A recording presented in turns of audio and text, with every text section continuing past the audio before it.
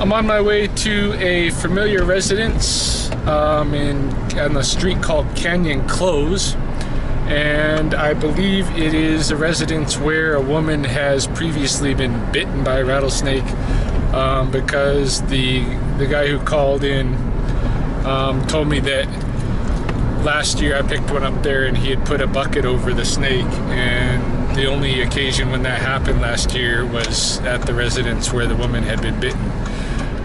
So in any case, I'm on my way over there now. He says that the snake has crawled under a barbecue station, where we're gonna have to remove some gravel maybe to get it out of there.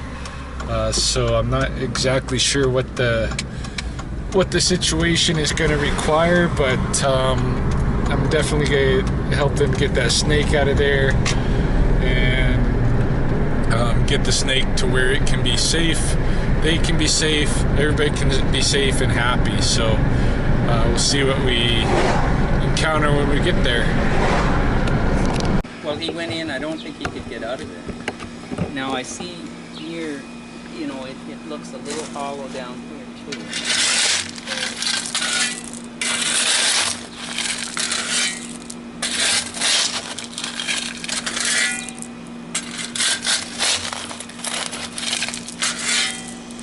Yeah, he's got his head facing me right now. He's upset about what I'm doing. There he is. Is he coming out? Yeah, he was thinking about it. Well, I see him over. All right, come on, escape.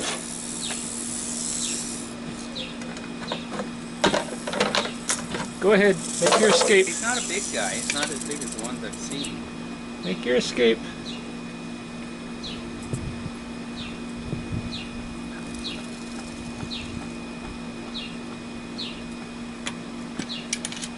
Yeah, he's thinking about making a run for it, for sure. No, he's not too big, eh? No.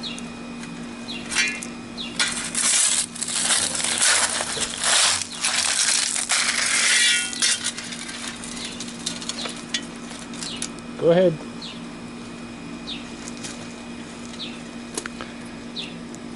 See him looking out there?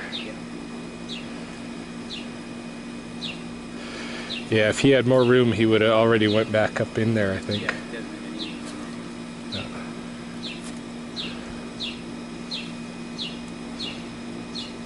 any. I'll block that area off. Because I don't want to come out and see him again. Yeah.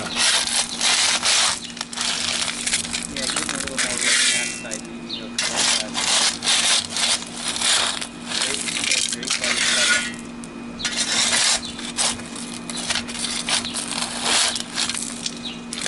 yeah, that gives him a little room to move.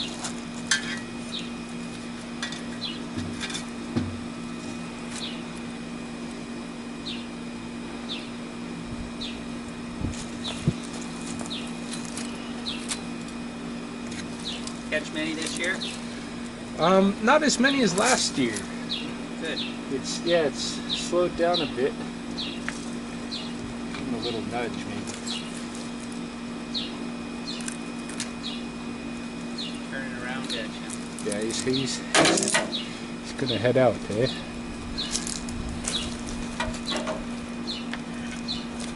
Yeah, he's right out on my side. Yeah, I see him there. Keep prompting him this way.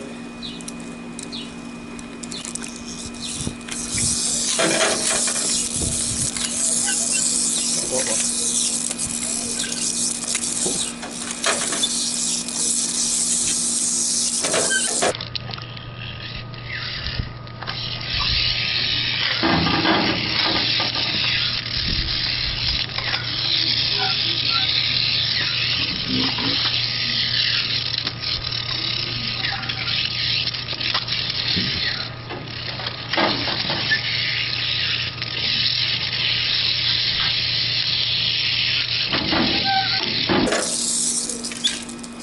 Wow, that's a bitey one.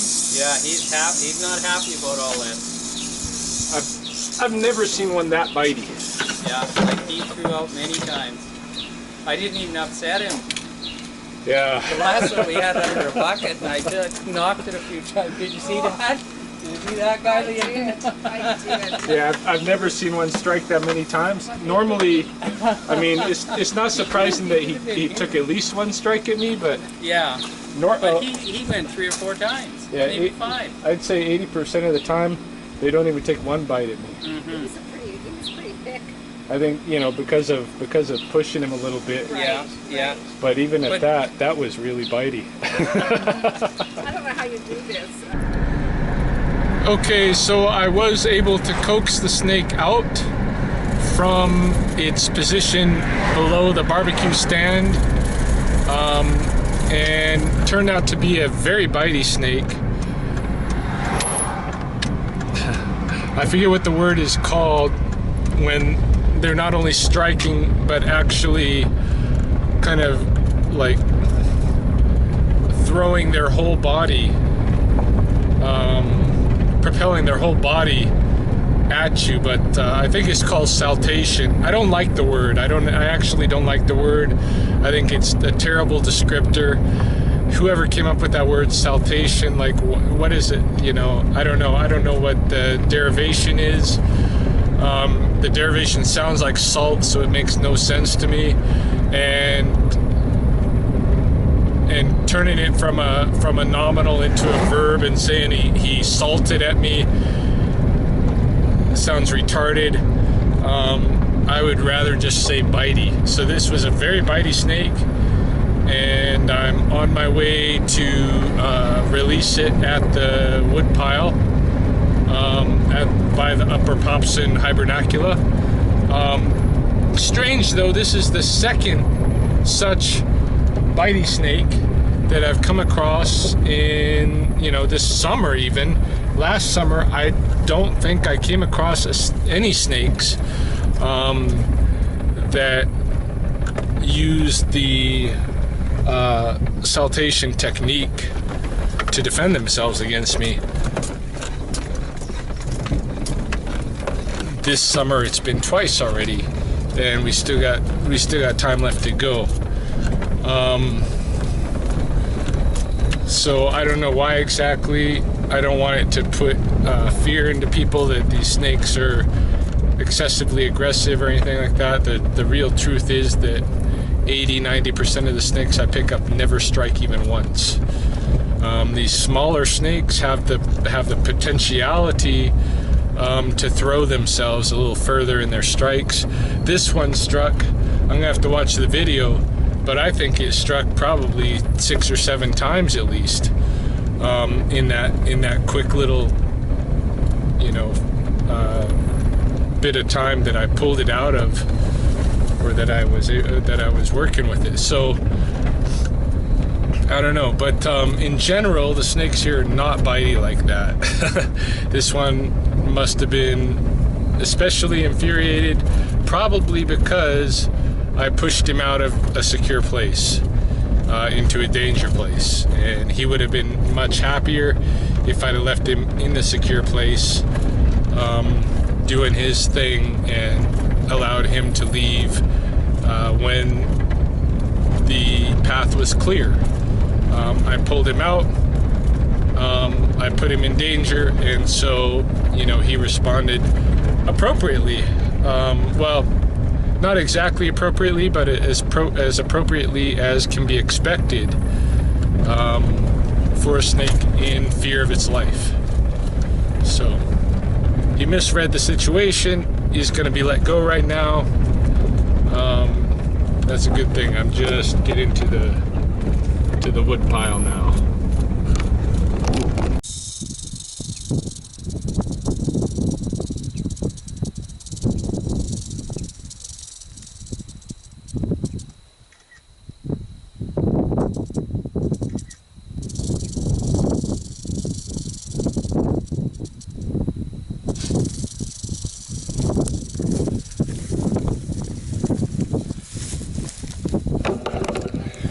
I just wanted to show this. It may explain the saltation that occurred. This snake is injured. If you look on his back there, not too far down from his head, you can see there's a spot of blood. I don't know if that was from me picking him up, because I was having, I noticed that, which is why I dropped him when I first picked him up. I noticed that there was a rock that had slid in between him and the grabber. I dropped him and I picked him up again, and I believe there was another rock. So maybe I hurt the snake, and that would explain why he was especially agitated. I certainly didn't mean to hurt the snake. Let's let him go.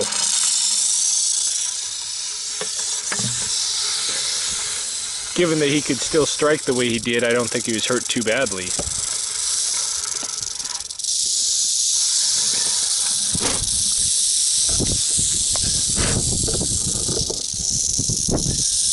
Yeah, his movement seems entirely natural.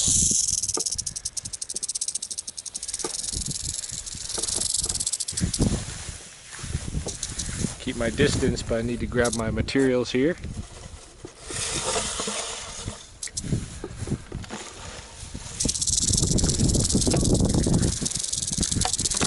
Yeah, he might have been injured by me, or he might have been injured just by pushing himself into the little crevice that he did to get away from the people.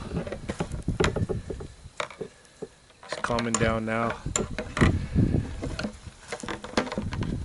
If he was vicious, he'd be all after me. He's not vicious. He just wants to be left alone. So that's exactly what I'm going to do.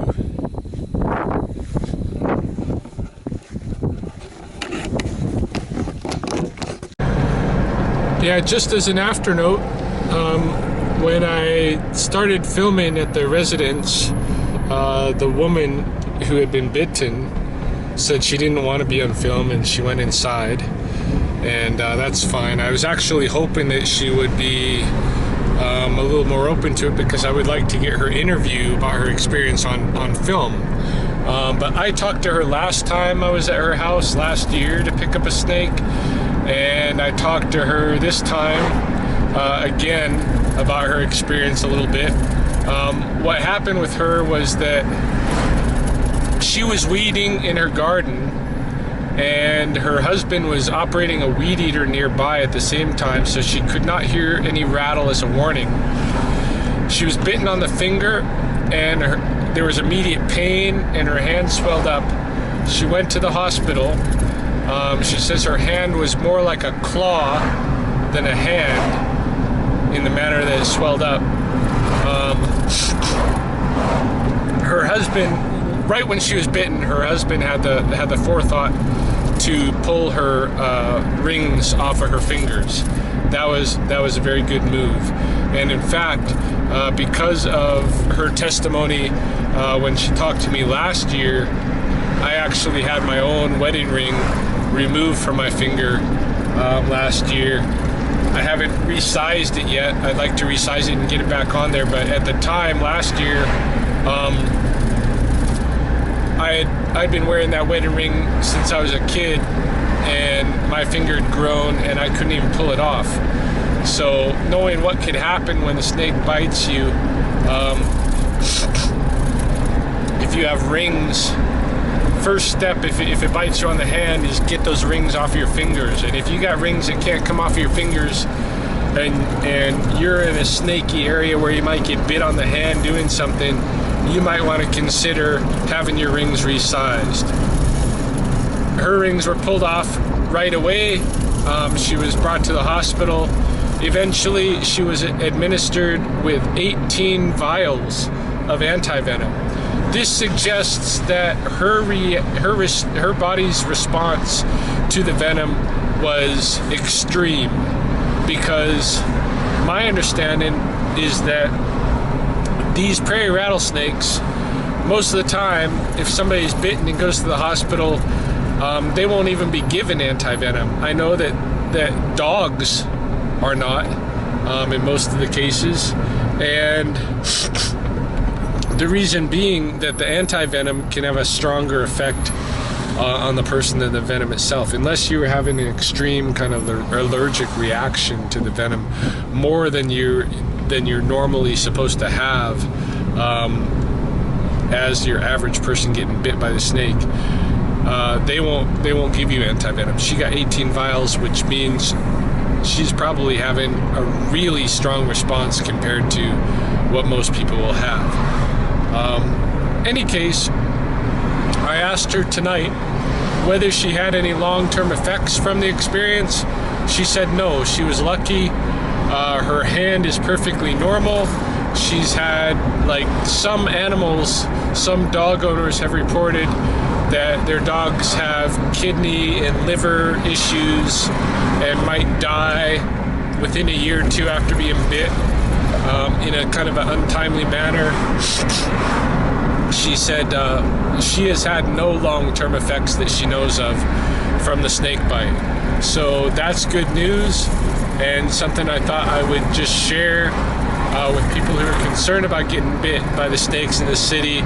Yeah, if you get bit, it's going to hurt, it's going to swell up, but you're not going to have any serious long-term effect from these snake bites. You're not going to lose fingers over it, or hands or feet or anything like that. It's not like getting bit by some of the other rattlesnakes in North America. These snakes, the hemotoxin in these snakes is just not as strong, but it is strong enough that it's going to be a bad experience for you. It's not going to be fun, but it's not the end of the world, and we can coexist with them and live side by side with them and feel safe, even if we were to be bitten. Ultimately, it's not the end of the world.